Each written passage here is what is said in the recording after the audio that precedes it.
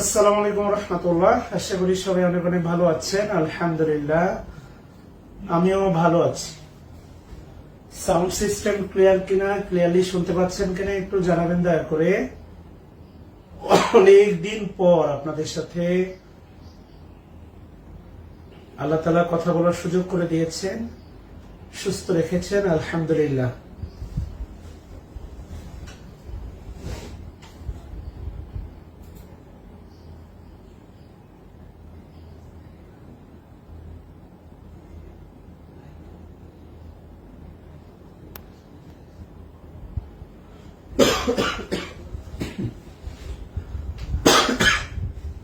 আন্তরিকভাবে দুঃখিত। ভাইরাস জ্বর টেস্ট করেছিলাম 4 দিন পরে, আলহামদুলিল্লাহ ডেঙ্গু হয় নাই, ভাইরাস জ্বর।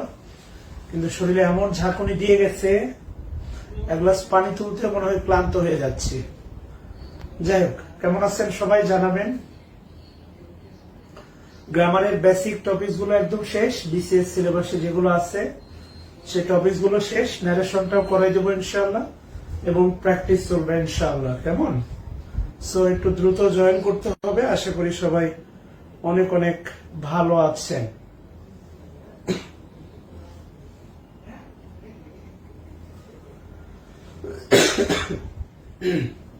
শুরু করব। অনেকদিন পর অনেকেই ক্লাসে নাই, ক্লাস দেখেন বা পোস্ট দেখেন কিন্তু ক্লাসে থাকতে চান না কেন আসলে জানি না।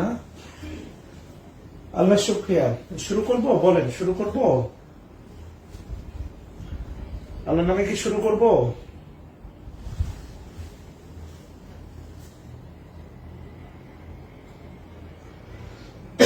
হেলালুদ্দিন, সবগুলো ক্লাস একসাথে দেওয়া আছে, ফিচার অপশনে দেখবেন সবগুলো ক্লাস সাজানো আছে।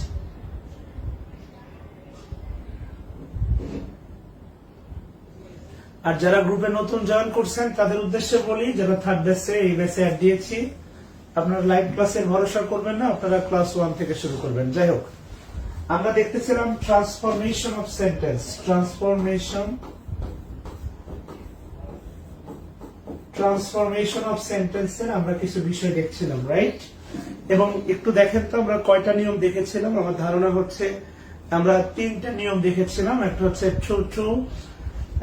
টু দেখেছিলাম, আর একটা হচ্ছে আপনার দেখেছিলাম আপনার বাই প্লাস জেরান, আর একটা দেখেছিলাম হচ্ছে উইথাউট প্লাস জেরান। ওই যে দেখেন নন ফাইনাইট ভার্বের যে প্রয়োজনীয়তা, আমরা এগুলো দেখছিলাম আর কি, 3টা নিয়ম, তাই না? আসলে নন ফাইনাইট ভার্ব এর যে প্রয়োজনীয়তা, নন ফাইনাইট ভার্ব 3টা, আইজিপি, ইনফিনিটিভ, জেরান, পার্টিসিপল। আমরা শুধু জেরান্ডের 2টা ব্যবহার দেখছিলাম, একটা হচ্ছে বাই প্লাস জেরান থাকলে কি হবে, আর একটা হচ্ছে উইথাউট প্লাস জেরান থাকলে কি হবে, তাই না? এর যে প্রয়োজনীয়তা আমরা তো আসলে কখনো অনুভব করি না। আপনি যদি সেন্টেন্স রিডিউস করতে চান, আপনি যদি কমপ্লেক্স সেন্টেন্সকে সিম্পলে ফ্রি হ্যান্ড রাইটিং এ লিখতে চান, তাহলে অবশ্যই আপনাকে নন ফাইনাইট ভার্বের দ্বারস্থ হতে হবে।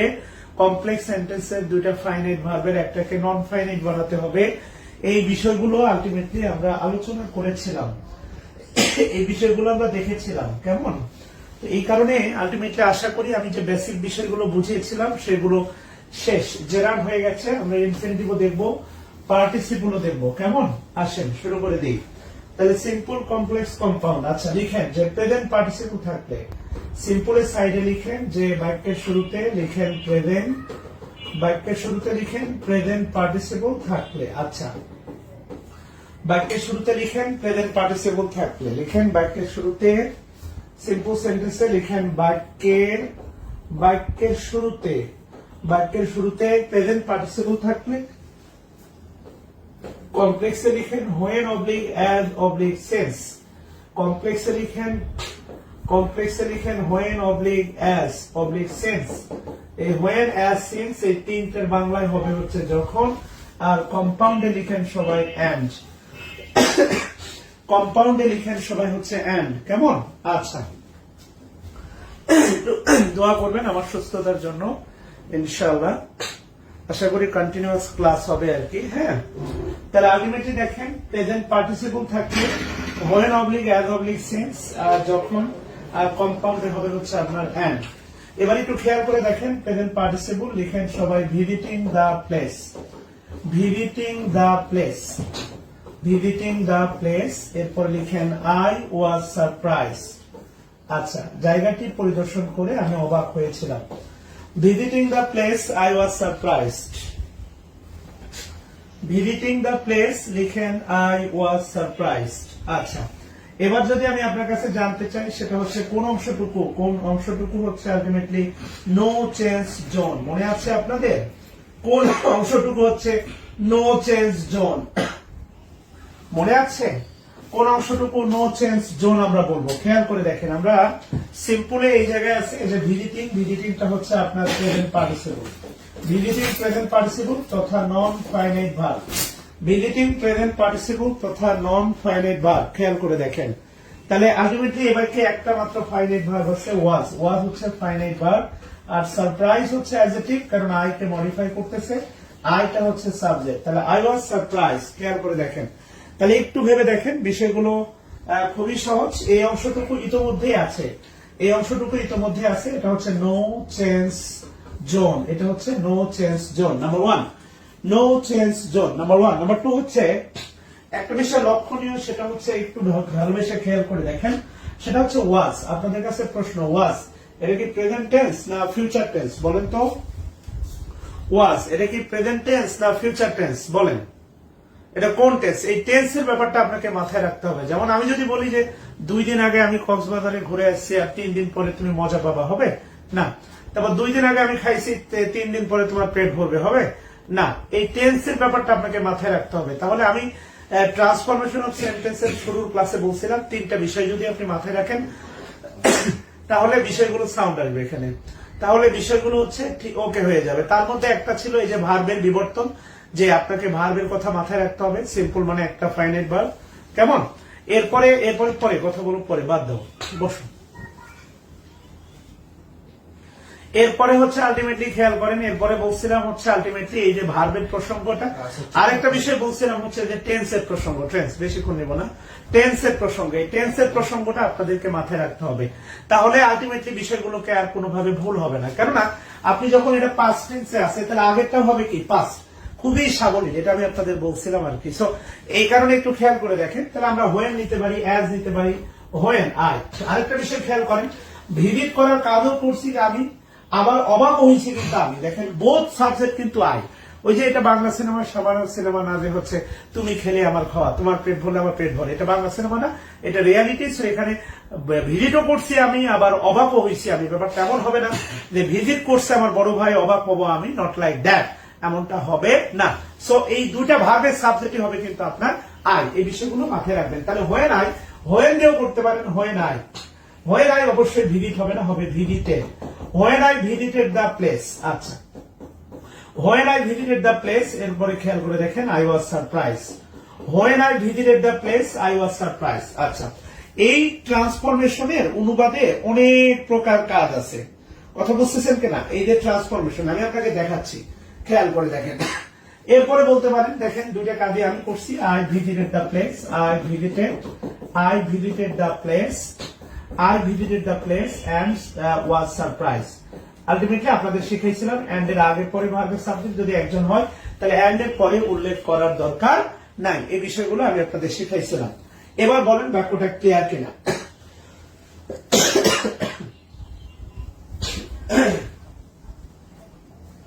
এবার বলেন বাক্যটা ক্লিয়ার কিনা?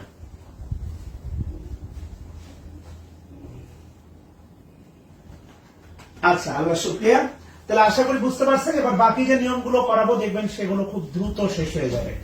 বাকি যে নিয়মগুলো করাবো দেখেন, আলটিমেটলি আমি আপনাকে যে জায়গায় নিতে চাচ্ছি সেটা হচ্ছে, খেয়াল করেন আরেকটা বাক্য করেন, সিং হিম, লিখেন সিং হিম, তাকে দেখে, কমা দিয়ে লিখেন আই এম ডিলাইটেড, তাকে দেখে আমি আনন্দিত হই বা অনুপ্রাণিত হই। যেমন আজকে আমাকে দেখে অনেকেই আনন্দিত হয়েছেন, I am delighted. So ultimately এবার এটার যে ট্রান্সফরমেশনের যে অনুবাদে কাজে লাগে কিভাবে, এটা আমি আপনাকে দেখাচ্ছি। এই বাক্যটা আগে সবাই কমপ্লেস করেন, সিং হিম, তাকে দেখে, এই সিনটা হচ্ছে সিং, এই সিনটা হচ্ছে দেখেন সিং, এই সিনটা হচ্ছে প্রেজেন্ট পার্টিসিপল, কোনো সন্দেহ নাই, Singh present participle, I am delighted, এই অংশটা হচ্ছে নো চেঞ্জ জোন, এই অংশটা হচ্ছে নো চেঞ্জ জোন। করেন সবাই, নো চেঞ্জ জোন।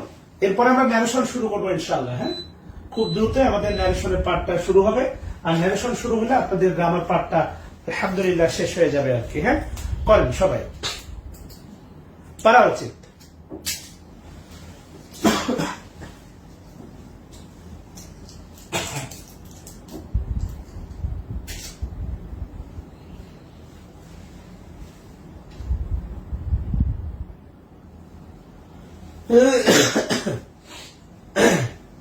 পারবেন না? এটা সবাই পারবেন না? আমার ধারণা পারা উচিত।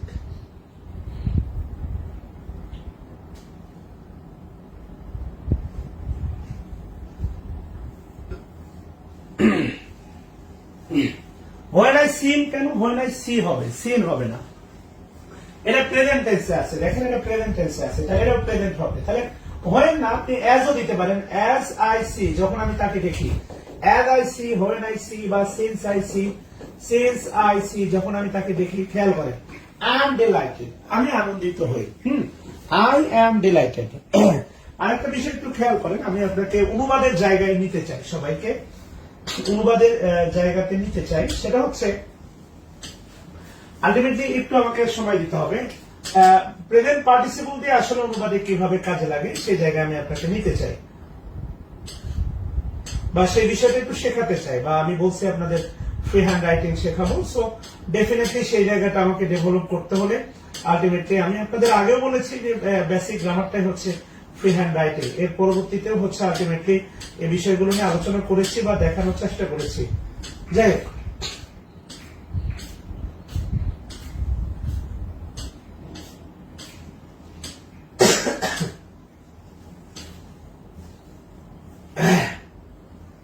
কই ভাই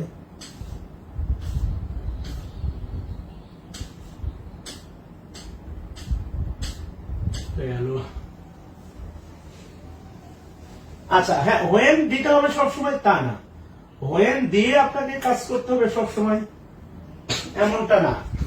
when না রাখলে কবিরা গুনাহ হবে। আর when সবসময় when দিয়ে করতে হবে, when থেকে একটু বের হন না।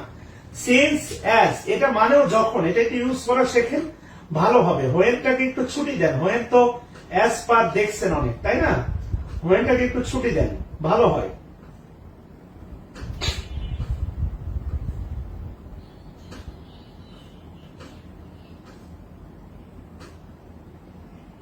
আচ্ছা, পেয়েছি। এবার একটু খেয়াল করে দেখেন, এটা হচ্ছে আমার ট্রান্সলেশনের বই। মানে আমি আপনাকে যে জায়গায় নিতে চাচ্ছি একটু আমাকে সময় দিতে হবে। প্রেজেন্ট পার্টিসিপল আমি আপনাকে নিতে চাচ্ছি, যেটা দিয়ে হচ্ছে আলটিমেটলি কত উপায় হচ্ছে আলটিমেটলি অনুবাদ শেখানো যায়, এই বিষয়টা নিয়ে একটু হালকা আলোচনা করব।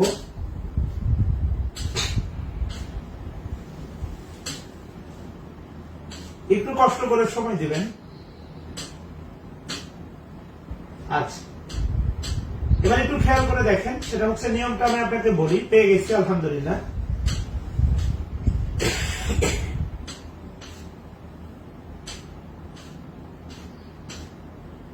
এই তো রুস্তামা 6 এর নিয়মটা আছে, একটু খেয়াল করে দেখেন।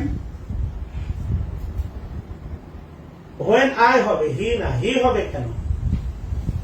হি, she's or she, he third person singular ভার্বের সাথে এস বা ইয়েস তো হবেই।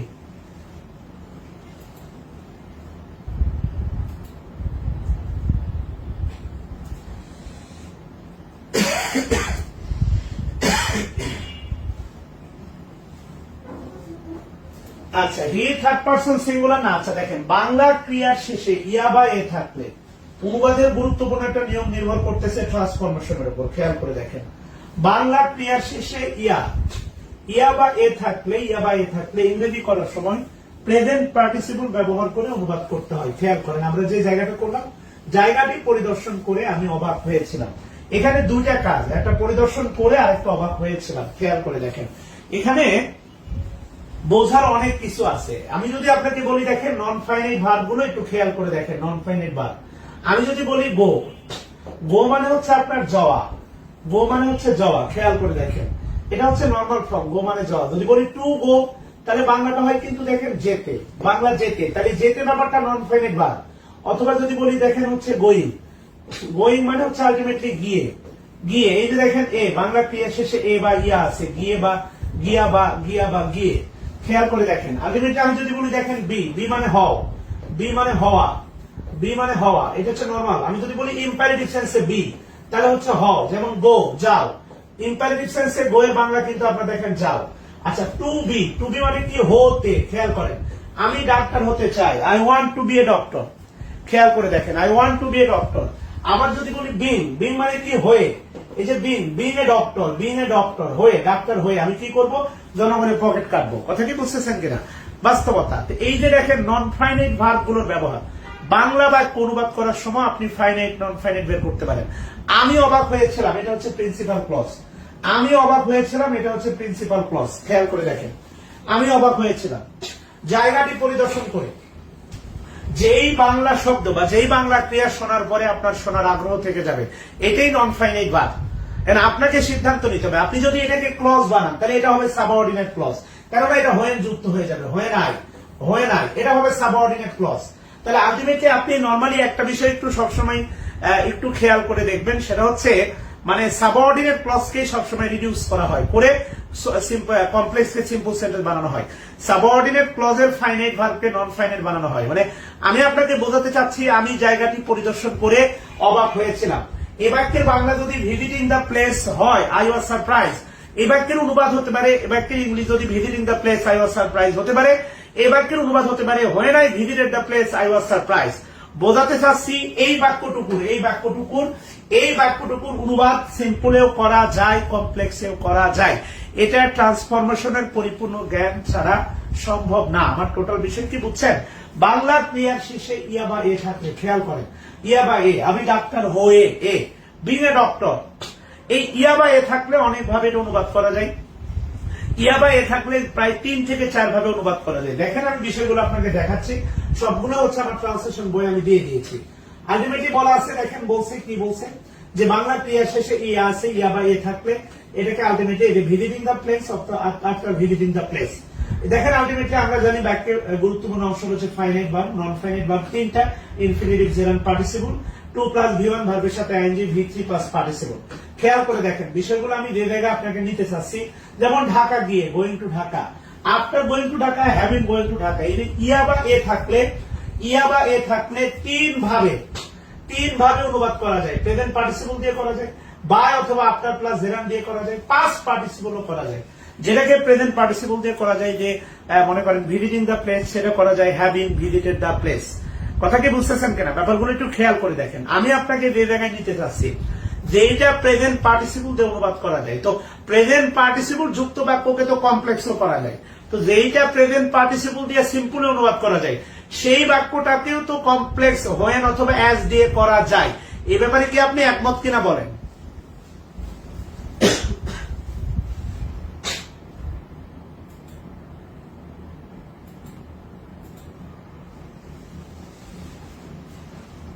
যেমন নারকেল বাড়িয়া ক্যাম্প থেকে দেখেন প্রশিক্ষণীয় 35তম BCS এ নারকেল বাড়িয়া বলা আছে, দেখেন নারকেল বাড়িয়া ক্যাম্প থেকে প্রশিক্ষণ নিয়ে, খেয়াল করে দেখেন। আমি যদি বলি ডাক্তার হয়ে, এরপরে দেখেন আপনার শোনার আগ্রহ কিন্তু থেকে যায়।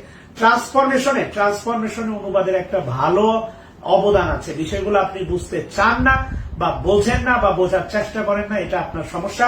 কিন্তু ভাই অনুবাদে এটার ভালো একটা ভূমিকা আছে এবং সেই বিষয়গুলো আমি সুন্দর করে উপস্থাপন করার চেষ্টা করছি। খেয়াল করে দেখেন, ক্লিয়ার কিনা বলেন?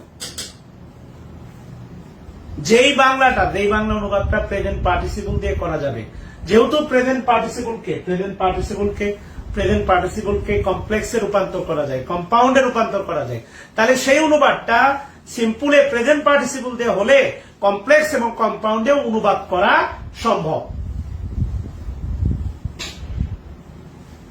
আচ্ছা, এবার একটু খেয়াল করে দেখেন। আসলে আরেকটা বিষয় আমি আপনাকে বোঝানোর চেষ্টা করি। দেখেন ইনফিনিটিভ থাকলে, লিখেন ইনফিনিটিভ থাকলে, সিম্পল সেন্টেন্সের শুরুতে লিখেন ইনফিনিটিভ ব্র্যাকেট দিয়ে লিখেন 2 প্লাস V1 থাকলে, হ্যাঁ, ইনফিনিটিভ বা 2 প্লাস V1 থাকলে, খেয়াল করে দেখেন ইনফিনিটিভ বা 2 প্লাস V1 থাকলে। আচ্ছা, ইনফিনিটিভ দ্বারা সবসময় কি উদ্দেশ্য প্রকাশ করে না বলেন তো? ইনফিনিটিভ দ্বারা সবসময় উদ্দেশ্য প্রকাশ করে। তাহলে আপনি বলতে পারেন সো দ্যাট, বলতে পারেন সো দ্যাট, অথবা বলতে পারেন in order that, so that, অথবা বলতে পারেন ইন অর্ডার দ্যাট। যেহেতু ইনফিনিটিভ দ্বারা উদ্দেশ্য প্রকাশ করে, সো এই কারণে আপনি বলতে পারেন সো দ্যাট অথবা ইন অর্ডার দ্যাট। আর কম্পাউন্ডে লিখেন 1 2 dot dot so, 1 2 dot dot so চেয়েছিল। আচ্ছা, এবার একটু খেয়াল করে দেখেন, লিখেন দে কেম হেয়ার, তারা এখানে এসেছিল, টু হেল্প আস অথবা গিভ আস ব্যাম্বো, দুটো একটা হবে, মানুষ আসে দুইটা কারণে, ঠিক আছে না? To help us, they came here, তারা এখানে এসেছিল টু হেল্প আস। আচ্ছা, আপনার কাছে প্রশ্ন, তাদের উদ্দেশ্য কি? আসা না আমাদের হেল্প করা? বলেন, তাদের উদ্দেশ্য কি ছিল? আসা না আমাদেরকে হেল্প করা? কোনটা?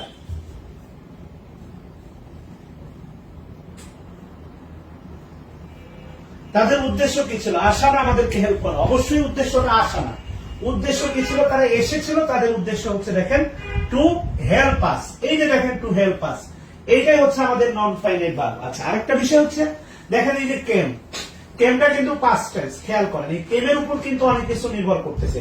কেম যেহেতু পাস্ট টেন্স, পরবর্তীতে টেন্স নির্ধারণে আমাদের অনেক কিছু হেল্প করতে হবে। এটা এখন নন ফাইনাইট ভার্ব, এর টেন্সের কোনো বালাই নাই, কিন্তু এটাকে যখন ফাইনাইট বানাবো তখন কিন্তু আমাকে অবশ্যই টেন্স মেনটেন করতে হবে, এই ছাড়া ভিন্ন কোনো উপায় নাই। তাহলে আমরা বলতে পারি, একটু খেয়াল করে দেখেন যে দে কেম, তারা এসেছিল, সো দ্যাট, যাতে আলটিমেটলি তারা অবশ্যই কি ক্যান হবে না কুড হবে? বলেন, অবশ্যই কুড হেল্প আস, যাতে তারা আমাদের কি সাহায্য করতে পারে। খেয়াল করে দেখেন, এইখানে আছে দেখেন কেম, এইখানে আছে দেখেন কেম আছে, তাই আলটিমেটলি এখানেও আপনি এভাবে কল্পনা করতে পারেন। এখানে আছে দেখেন কেম, তাই এখানে কুড হয়েছে। এখানে যদি থাকতো কাম, তারা এখানে আসে, তাহলে এখানে কি হইতো? ক্যান। এই ব্যাপারগুলো একটু পার্থক্য খেয়াল করেন। আপনি ক্লজের ভাষাতেও যদি কথা বলেন, ক্লজ এটা হচ্ছে প্রিন্সিপাল ক্লজ। প্রিন্সিপাল ক্লজ যেহেতু পাস্ট, তাহলে সাবঅর্ডিনেট ক্লজ আর কোনোভাবেই প্রেজেন্ট অথবা ফিউচার হওয়ার কোনো সুযোগ নাই। আপনি যদি ক্লজের ভাষাতেও কথা বলেন, তাতেও এখানে আর ক্যান বসার কোনো সুযোগ নাই, যখন প্রিন্সিপাল ক্লজে আছে হচ্ছে কেম। সো যেহেতু এখানে কেম আছে, সো এখানে কোনোভাবে ক্যান হবে না, অবশ্যই অ্যান্সার হবে আমাদের কুড। এই পার্থক্যগুলো আসলে মুখস্থ না, এগুলো বোঝার বিষয়, বুঝে কাজ করতে হয়। ক্লিয়ার কিনা বলেন? আচ্ছা, এর আগে বলেন, ন্যারেশনের নোট কি আপনাদের তোলা হয়েছে? ন্যারেশনের নোট কি তোলা হয়েছে?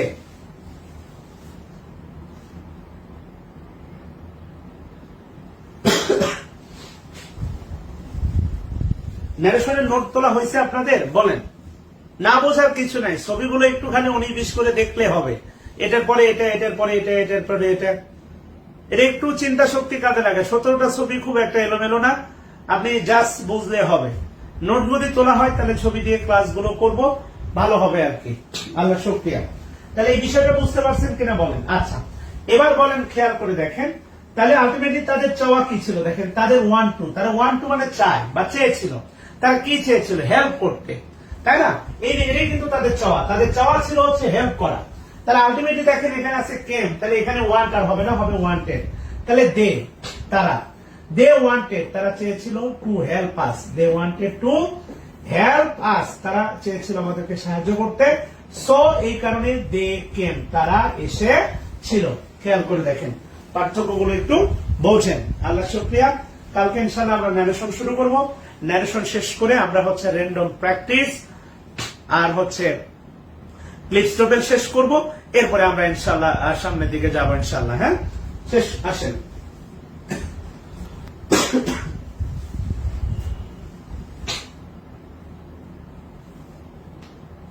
ওকে, যদি তোলা হয় তাহলে আমি একটা প্রশ্ন করি, আপনারা একটু দেখেন, চেষ্টা করে পারেন কিনা।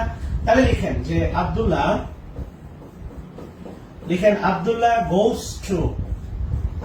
গোস টু রোহিঙ্গা ক্যাম্প। মনে করেন রোহিঙ্গা ক্যাম্পে যায়, টু ডিস্ট্রিবিউট মানি, টাকা বন্টন করতে। ওকে, করেন, সবাই করেন। Abdullah goes to Rohingya camp to distribute money. সবাই একটু কমেন্ট করেন, দেখে আপনাদের কমেন্ট বলবো। হ্যাঁ,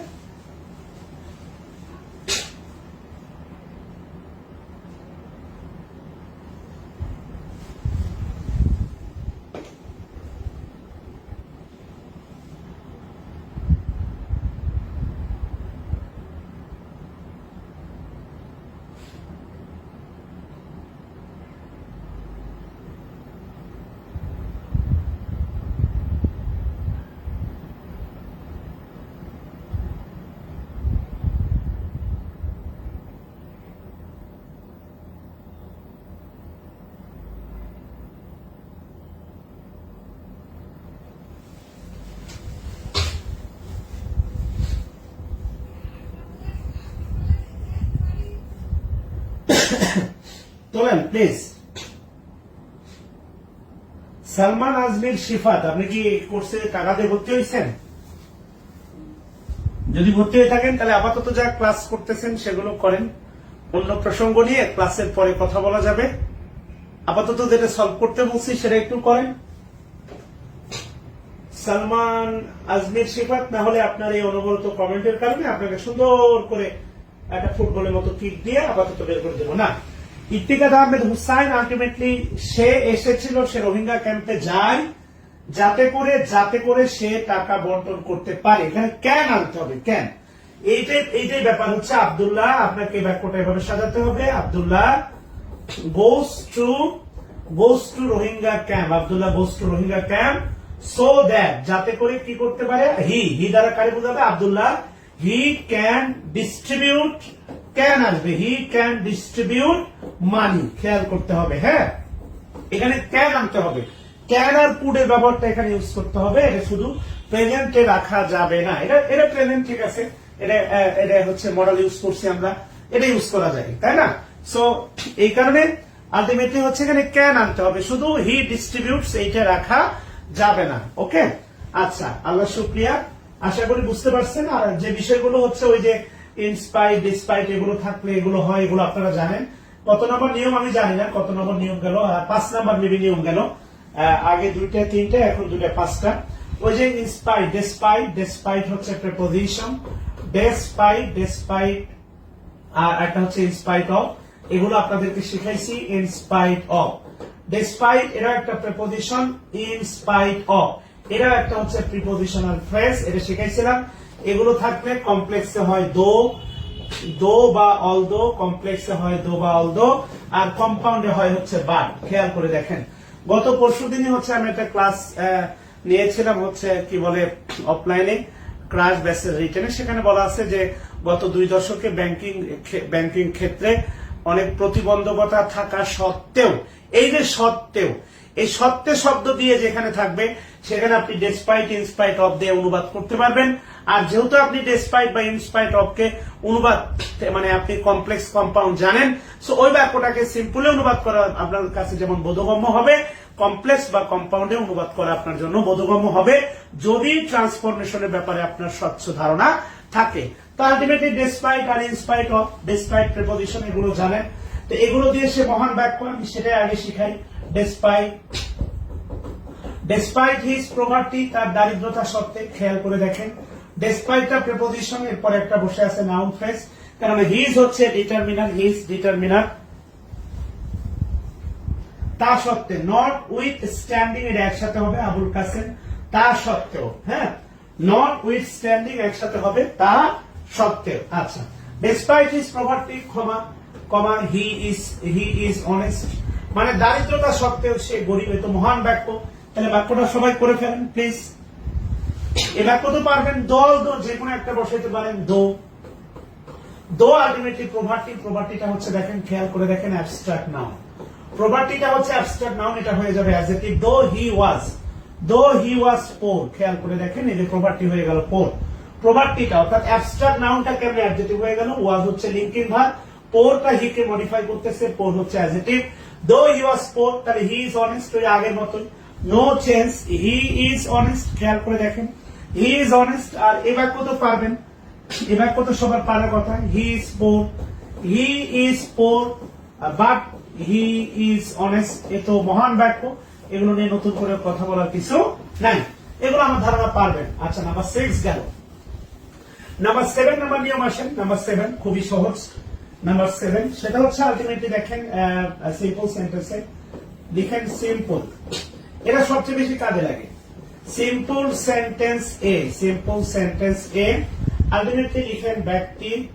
এটা জানতে হলে রিলেটিভ প্রোনাউনের ব্যবহার জানতে হবে। ব্যক্তি অবলিক বস্তু অবলিক ইতর প্রাণী, ইতর প্রাণী, ব্যক্তি বস্তু ইতর প্রাণী, শিশু, শিশু অথবা জড় পদার্থ, জড় পদার্থ থাকলে সিম্পল সেন্টেন্সে ব্যক্তি বস্তু ইতর প্রাণী শিশু জড় পদার্থ থাকলে রিলেটিভ প্রোনাউন আমি আপনাদের শিখাইছি না, বলেন রিলেটিভ প্রোনাউন কার পরিবর্তে কি বসে? ব্যক্তির পরিবর্তে।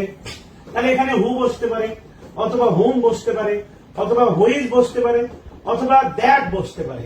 রিলেটিভ প্রোনাউনের ব্যবহারগুলো জানতে হবে। আর লাস্টে হচ্ছে আপনার এন্ড। ওকে, এন্ড হবে, এন্ড। খেয়াল করে দেখেন।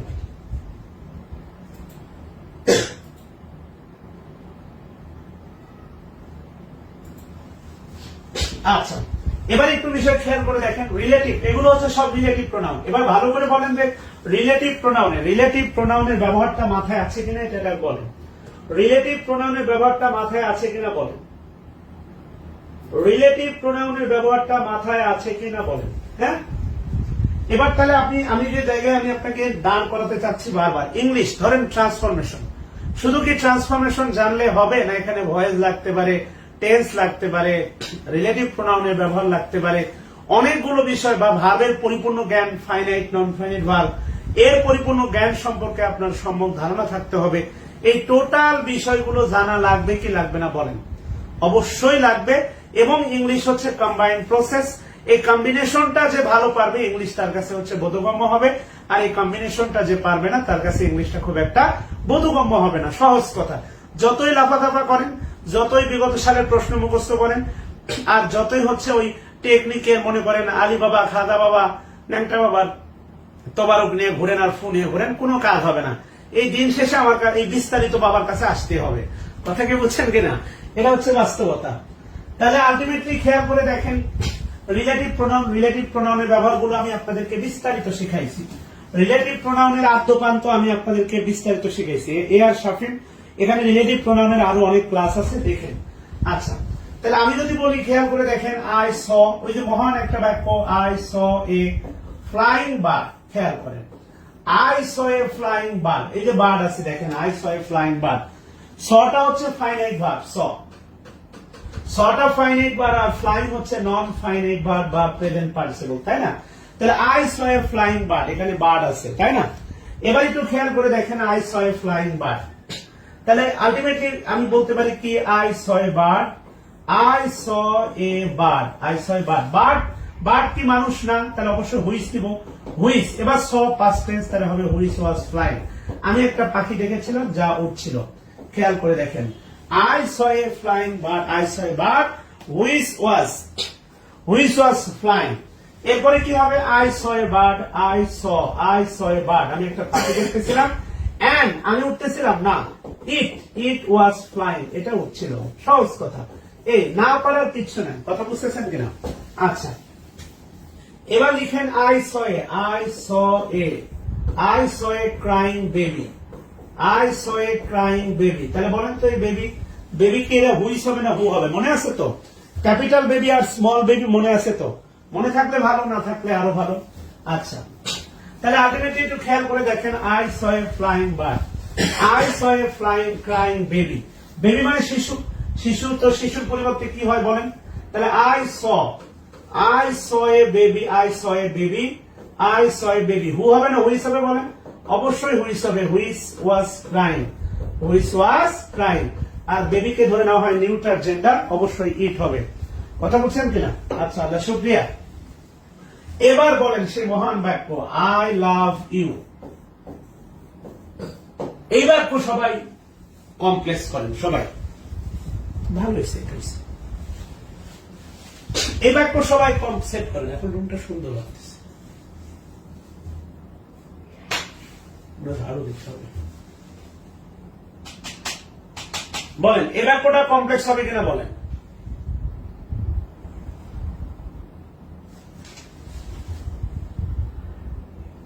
হ্যাঁ, আই আই লাভ ইউ এই বাক্যটা মহান বাক্য, গত ক্যাম্পাস লাইফে অনেকবার বলেছেন আর শুনেছেন। আই লাভ ইউ এই বাক্যের কমপ্লেক্স হবে? পারবেন এটা? মানে এগুলো দিলে তো ঠাডা মুখস্থ করেন, সমস্যা হয় এখানে এসে। I love you, I love you এই বাক্যটা কমপ্লেক্স করেন। আই লাভ ইউ, ওই যে একজন লিখছে হবে না, মানে হবে না মানে ও হচ্ছে ওই যে মনে করেন যে ও গাঁজা বাবার বই কি বলে, এখানে কেন হবে না? এখানে আই সাবজেক্ট আছে, আই সাবজেক্ট আছে, একটা ফাইনাল ভার্ব আছে, লাভ আছে, ইউ আছে, কেন হবে না? মানে সমস্যাটা কি? কারণ আপনি মুখস্থের উপর নির্ভরশীল বলে আপনি হবেন না, বুঝলেন না? আপনি ভণ্ড বাবার হচ্ছে কি বলে মুরিদ, বুঝলেন না? এনে মুখস্থ আপনি মানে ওই দুটা ঠাড়া মুখস্থ করছেন, পারছেন। ইংলিশে মনে রাখবেন, ইংলিশে আর কেউ না, ওই যে কেউ মারা গেলে আমার এলাকায় বলে বিধবার স্বামী মারা গেলে আড়ি বলে, আড়ির আল্লাহ আছে। ইংলিশ বাক্যে তার কেউ নাই, তার ইট আছে। হবে না, কেন হবে না? তাহলে আমি যদি বলি ধরেন ইট ইজ, ইট ওয়াজ, তিনটা হবে, একটা না। এমন একটা বাক্য একটা না তিনটা হবে, এর একটা না তিনটা হবে। তাহলে কি হবে? তিনটা কিভাবে হবে খেয়াল করেন। ইট ইজ আই, এই আমি আপনাকে কি পড়াই নাই যে বি ভার্বের পরে সাবজেক্টিভ ফর্ম বসে? এটাকে আমি আপনাকে পড়াই নাই? তিনটা হবে। ইট ওয়াজ আই, তাহলে আই হু যে, লাভ ইউ যে তোমাকে ভালোবাসে। খেয়াল করেন, ইট ওয়াজ আই যে তোমাকে ভালোবাসে। কথা কি বুঝতেছেন কিনা? এরপরে আরেকটা হতে পারে কি, ইট ইজ ইউ হতে পারে। ইট ইজ ইউ, এটা তুমি। হুম যাকে, এই যে হু আর হুমের ব্যবহার না জানে তো আপনি বসাইতে পারবেন না। হুম যাকে। আই লাভ, খেয়াল করে দেখেন, আই লাভ পার্থক্যগুলো বোঝেন। হু আর হুম কখন আসতেছে? হু আসলো কখন? এই যে হু এর সাবজেক্ট লাভ, মানে লাভের সাবজেক্ট হচ্ছে হু। আর এখানে হুম আসলো কেন? কারণ এই বাক্যে ভার্ব আছে দুইটা, সাবজেক্ট আছে দুইটা। খেয়াল করেন, অতিরিক্ত ভার্ব নাই। এই পার্থক্যগুলো আপনি তো মুখস্থ করেন ঠাডা। তাহলে হু দিয়ে হতে পারে, হুম দিয়ে হতে পারে। এরপর আবার একটা হু দিয়ে হতে পারে। কিভাবে হতে পারে? প্যাসিভে হতে পারে। It is I, it is you এই তুমি, হুম হু যে, ইজ লাভড বাই মি। খেয়াল করে দেখেন, হ্যাঁ প্যাসিভ হলো আই। হবে না মানে? তিনটা হবে। আমার বক্তব্য হচ্ছে, আমার বক্তব্য হচ্ছে আপনি অনুবাদ করার সময় হাজারো বাক্য পাবেন। ইট ইজ আই, আমি, এর বাংলা হচ্ছে আমি বা এই সে আমি। কথা বুঝতেছেন কিনা? আমি বা এই সে আমি। খেয়াল করেন, না বোঝার তো কিছু নাই। 36তম বিশেষ ছিল মুক্তিযুদ্ধই আমাদের অস্তিত্বের ঠিকানা। মুক্তিযুদ্ধই ই প্রত্যয় ছিল। Bangladeshi, it is Bangladesh. আমি বা শাকিল সারি, ইট ইজ শাকিল স্যার। এই যে ই প্রত্যয় থাকলে আপনি তখন এই কমপ্লেক্স অনুবাদ করতে হবে। না পারার কি আছে আপনি বলেন? তাহলে আমি তোমাকে ভালোবাসি এবার কেন অনুবাদ আই লাভ ইউ হলে এই তিনটাও অনুবাদ হইতে পারে। সরি, ইজ হবে না, আর হবে। ইজ হবে না, আর হবে। Thank you. তাহলে আলটিমেটলি এবার আপনি আই ট্রাইস এই বাক্যটা অনুবাদ করেন তো, এই বাক্যটা তিনটা করেন তো। আই ট্রাইস এ বাক্য তিনটা হয়, কমপ্লেক্স করেন তো। জান্নাত আগে না ভেবে, না বুঝে, না শুনে আগে বলে দেন, হবে না।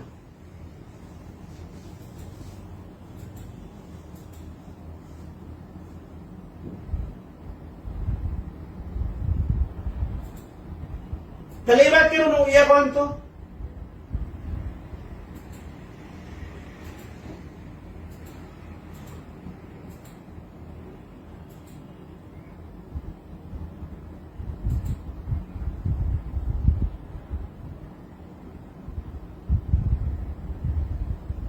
এবারে টাকা অনেকে খাতে যেত করবে দেওয়ালে কম করেছে।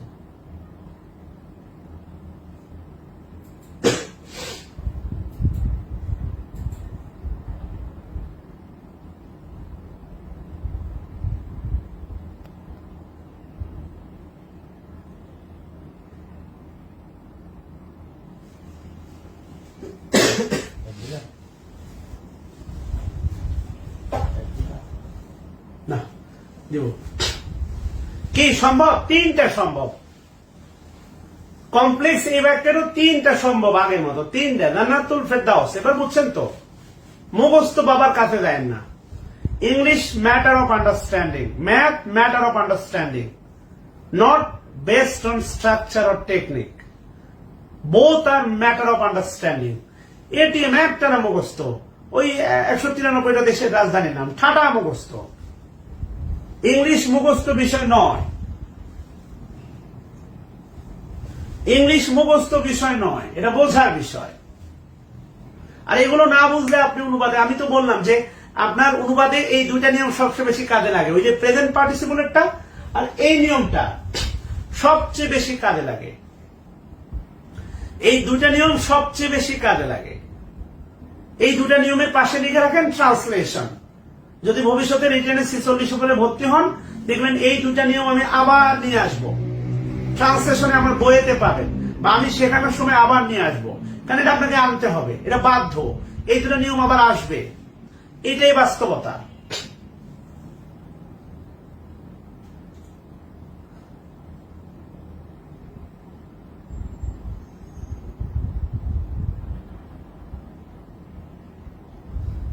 কথা কি বুঝতেছেন?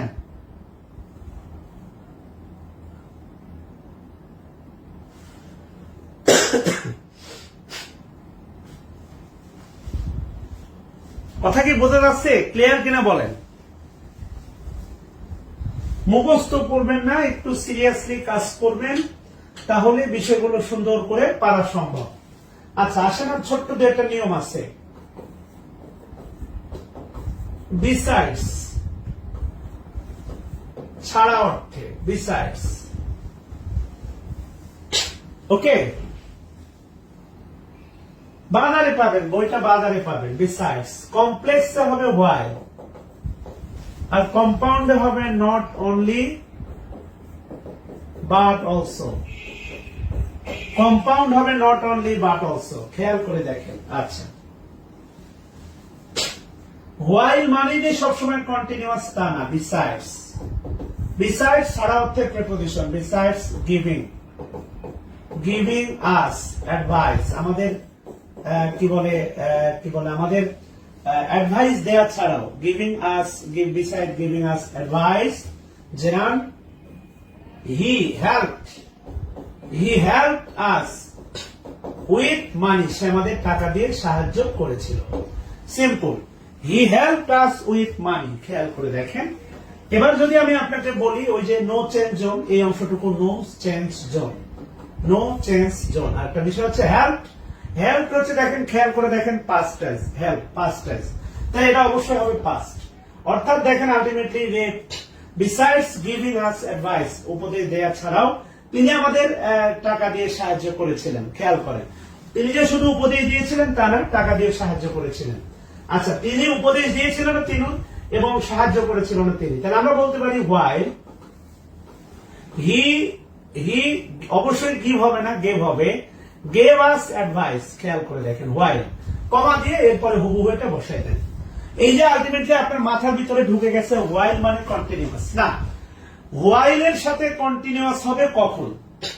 আমি রান্না করতেছি বা আমি ডিম ভাজতেছি, মানে আমার কাজটা চলমান, at the same time calling bell বেজে উঠলো। আমি ল্যাপটপে পড়তে, মানে আমি কাজ করতেছি বা বই লিখতেছি, এট দ্য সেম টাইম আমার মোবাইলে একটা ফোন আসলো। এই যে প্রেক্ষাপটগুলোতে, এই প্রেক্ষাপটগুলোতে মূলত হোয়াইলের পরে পাস কন্টিনিউয়াসের একটা ব্যাপার স্যাপার আসে। কিন্তু হোয়াইল মানে পাস কন্টিনিউয়াস ইউজ করতে হবে, না হলে কবিরা গুনাহ হবে, বিষয়টা এমন না। এই জায়গা থেকে আপনাকে বের হতে হবে, কাম আউট করতে হবে, যদি আপনি ইংলিশটা পরিপূর্ণভাবে শিখতে চান। পরিস্থিতিগুলো বোঝেন। হ্যাঁ, পড়তেছেন, হুট করে পিছন থেকে যে আপনাকে কেউ থাপটানো শুরু করলো। when just another work happened during the other work is ongoing, অন্য একটা কাজ চলমান, সেই চলমান পরিস্থিতিতে যদি আরেকটা কাজ, আমার এখানে প্রেক্ষাপটটা কি হয়েছে, ধরেন আপনি আমার কাছে একটা পরামর্শের জন্য আসলেন, আমি আপনাকে পরামর্শ দিলাম, দিয়ে দিলাম, এরপরে লাস্টে 500 টাকা ধরাই দিলাম। এখানে কিন্তু দুটা কাজ একসাথে ঘটে নাই। আমার কথা কি বুঝতেছেন কিনা? ঘুমান, সমস্যা নেই, দুটা কাজ একসাথে ঘটে নাই, খেয়াল করে দেখেন। So there is a distance here, but when the two one is ongoing and at the same time other is going to be happen, ঘটতে যাচ্ছে বা ঘটার জন্য একটা অবস্থা তৈরি হয়েছে। এই পরিস্থিতিগুলোতে মূলত হচ্ছে while এর পরে কন্টিনিউয়াস হবে, সিম্পল। তাহলে আলটিমেটলি দেখেন হয়ে গেল। আচ্ছা, নট অনলি বাট অলসো একটা ফ্যাক্টর আছে, not only but also factor হচ্ছে প্যারালিজম। ওইদিকে মাথা দিয়ে ঘুমাই পড়ো, আরে ঘুমাবা তো আমি জানি, ওইদিকে মাথা দিয়ে ঘুমাও, আমি তো ঘুমাবো। নট অনলি বাট অলসো একটা প্যারালিজম একটা ব্যাপার আছে। আল্লাহ রহমতে একটু দোয়া রাখবেন আমার জন্য, যাতে করে আজকে যে অবস্থা দেখতেছেন কাল থেকে যেন এটা আরো প্রাণবন্ততা বাড়ে। আমি ভাই লাফালাফি করা লোক, এই মরার মতো জোড়া হয়ে থাকতে আমি চাই না। আল্লাহরে বলছি, আল্লাহ আমারে যখন ফেলবা 3 দিন পরে তুলে নিবা, না হলে কারো বোঝা বানাবা না। এবার একটা বিষয় খেয়াল করে দেখেন, not only but also parallel structure হচ্ছে নট অনলির পরে যদি সাবজেক্ট হয় বাট অলসোর পরে সাবজেক্ট হবে, নট অনলির পরে ভার্ব হলে বাট অলসোর পরে ভার্ব হবে, নট অনলির পরে অ্যাডজেক্টিভ হলে বাট অলসোর পরে অ্যাডজেক্টিভ হবে, নট অনলির পরে যদি আপনার অ্যাডভার্ব হয় বাট অলসোর পরে অ্যাডভার্ব হবে। বোঝাতে চাচ্ছি আলটিমেটলি এটাকে অনেকভাবে সাজানো যেতে পারে। সাবজেক্টকে বাইরে রেখে বাকিগুলোকে ভিতরে রাখতে পারেন, অথবা পুরোটাই ভিতরে যেতে পারেন। আপনি এভাবে বলতে পারেন যে not only he gave us advice but also সে কি করেছিল, he helped us with money. এই যে নট অনলি পরে সাবজেক্ট ভার্ব, বাট অলসো পরে সাবজেক্ট ভার্ব। সে শুধু টাকা না, সে আমাদের শুধু উপদেশ না, টাকাও দিয়ে হেল্প করেছিল। খেয়াল করে দেখেন প্রেক্ষাপটগুলো। এই হচ্ছে ট্রান্সফরমেশনের বেসিক নিয়ম। আরেকটা নিয়ম আছে, ওই যে বিকজ অফ, ডিউ টু থাকলে বিকজ হয় আর লাস্টে এন্ড হয়। এটা সহজ, আমি পিডিএফটা দিয়ে দিব, আপনারা পারবেন। ওই ডিসপাইট আর ইনস্পাইট অফ এর মতো কঠিন কিছু না। আবারও বলতেছি, ট্রান্সফরমেশনের 3টা নিয়ম সবচেয়ে বেশি কাজে লাগে অনুবাদে। প্রেজেন্ট পার্টিসিপলের নিয়মটা কাজে লাগে। এই যে শিখালাম ব্যক্তি থাকলে বা বস্তু থাকলে কি হয়, এই নিয়মটা কাজে লাগে। আরেকটা কাজে লাগে ডিসপাইট ইনস্পাইট অফ। আমার কথা কি বুঝতেছেন? এই বিষয়গুলো খুবই সুন্দর করে কাজে লাগে। তো আশা করি আপনাদের বিসিএস এর যে সিলেবাস আমি বলেছিলাম, বা আমি নর্মালি অতীতের ব্যাচগুলো, যেমন প্রথম ব্যাচে আমি কিন্তু ন্যারেশন পড়াই নাই, আপনাদের পড়াবো। প্রথম ব্যাচে ক্লিপস টোফেল দাগিয়ে পড়াইছি, প্রশ্ন সলভ করাইছি। ক্লিপস টোফেলে অনেকগুলো মিনি টেস্ট আছে, এগুলো সলভ করাইছি। আপনাদেরও করাবো, টেনশন নেওয়ার কোনো কারণ নাই।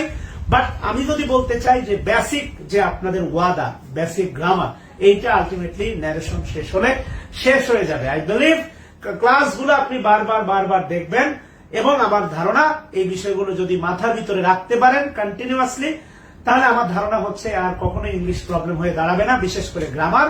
আর একটা বিষয় বলে রাখি, ক্লাস ডিলিট করার কোনো উদ্দেশ্য নাই আমার।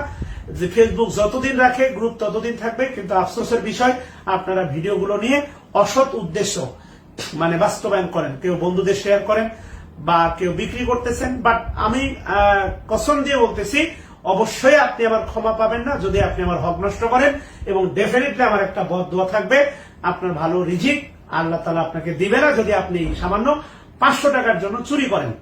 আল্লাহ তাআলা আপনাকে ভালো জায়গায় বসাবে না, কারণ আপনি বড় জায়গা পেলে সেখানে আরো খাই শুরু করবেন। সিম্পল, সেখানে আমার অবশ্যই বদদোয়া থাকবে। এই কারণে আলটিমেটলি আজকে আর বাড়াচ্ছি না, এখনো পিছনে ব্যথা আছে। কালকে ইনশাল্লাহ সুস্থ থাকবো আশা করি। ইনশাল্লাহ কালকে ন্যারেশনের উপর পূর্ণাঙ্গ ক্লাস হবে। তো আজকে এই পর্যন্তই, ভুল ত্রুটি মাফ করবেন। অনেকদিন পর কথা বললাম, ধারাবাহিকভাবে এখন থেকে নিয়মিত ক্লাস হবে। আর আমার অনাগত সন্তান, তার জন্য দোয়া করবেন। হয়তো বাবা রবিবার সোমবারে আল্লাহ তাআলা চাইলে হচ্ছে একটা ইতিবাচক কিছু হবে, তার জন্য দোয়া করবেন। আমার সুস্থতার জন্য দোয়া করবেন। সবার জন্য ভালোবাসা, দোয়া। আসসালামু আলাইকুম। ইনশাআল্লাহ কালকে আবার কথা হবে, ভুল ত্রুটি মাফ করবেন।